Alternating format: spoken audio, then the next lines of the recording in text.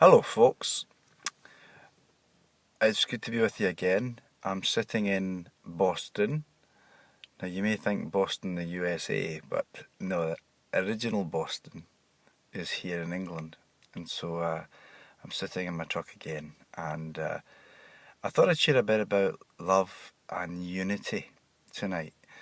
I was aware of some things going on in groups and between Christians, and there was strife and there was argument and there was hurt. Um, and so, I pondered on these things, and the Lord showed me a couple of verses that I want to share with you tonight. The first one, which I wrote on one of the um, groups, uh, was from Galatians chapter 5.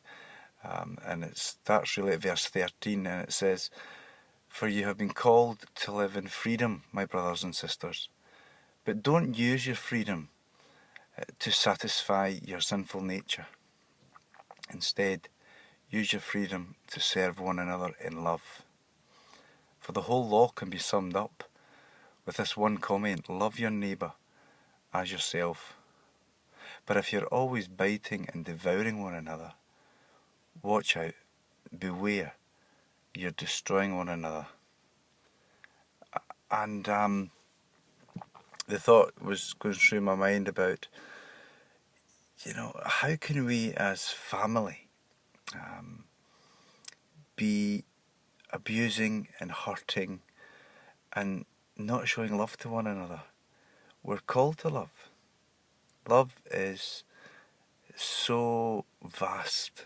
I was leading worship in church on Sunday morning. One of the songs that I brought was an old hymn, and it goes something like, "Oh, the love that drew salvation's plan.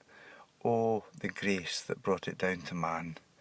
Oh, the mighty gulf that God did span at Calvary. Mercy there was great and grace was free. Pardon there was multiplied to me.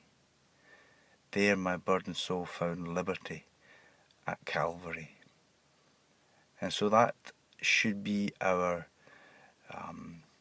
example. The Lord Jesus and his ultimate outpouring of love for us and mercy. So we should be showing mercy to each other. We should be loving each other. Another verse that I was looking at was 1 John chapter 4. Just try to think and remember which one I've got here. 1 John chapter 4. It wasn't in that. Let's try here. 1 John chapter 4, and it was verse 7, where it says, "Behold, let us love one another, for love," and the word here for love is agape, which is the ultimate love. I'm sure you know there are 3 Greek words for love.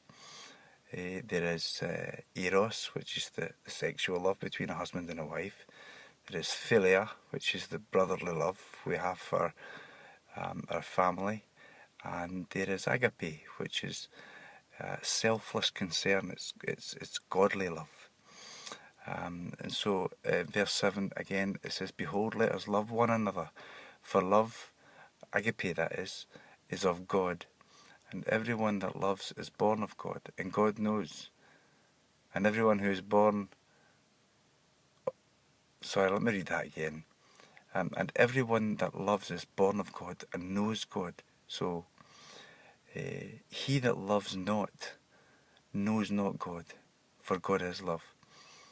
In this was manifest the love of God towards us, because that God sent his only begotten Son into the world, that we might live through him.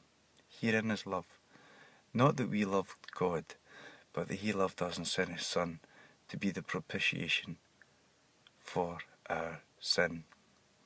Awesome love. Now our example should be Jesus. We should be striving to be like him, and not to be contending with one another. The epistle to Jude is the epistle that talks about contending for the faith. And as Bereans, we need to be able to stand up for the truth. However, there's a difference, I believe, between standing up for the truth and being contentious. In other words, contending for the faith is one thing, being contentious is another thing, and it is not right, particularly between believers. The Jude episode was talking about false prophets and false teachers and heretics. It wasn't talking about believers. Jude wasn't talking about believers and contending with others. We should love one another. 1 Corinthians 13 is the ultimate love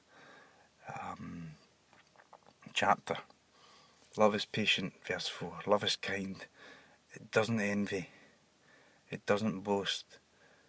It's not proud. It doesn't dishonour others. Love honours others.